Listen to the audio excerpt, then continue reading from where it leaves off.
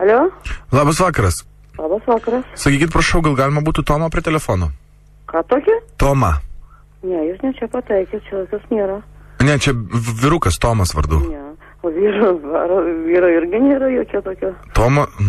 Tai gal tikriausiai ne ten pataikiau, atsiprašau.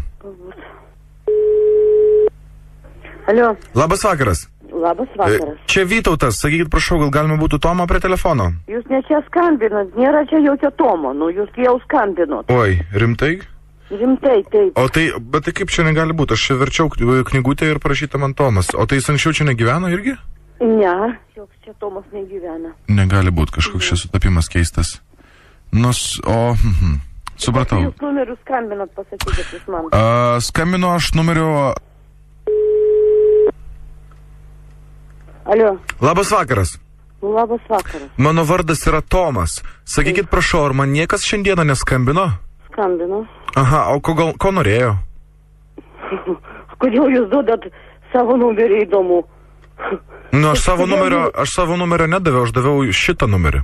O kodėl jūs davėt šitą numerį? Nu, tam, kad jie galėtų jums paskambinti, viską sužinoti. Nu, nenorėjau, kad jie žinotų mano numerį. Labai įdomu, o ką jūs mane pažįstat ar ką? Ne, nepažįstu, o galim susipažinti. Aš esu Tomas. Ar gerai. O man niekas neskambino. Aš sakau, kad skambinu. O ko norėjo? O ką aš klausiu, ko norėjai? O kodėl jūs nepaklausėt, ko jie nori?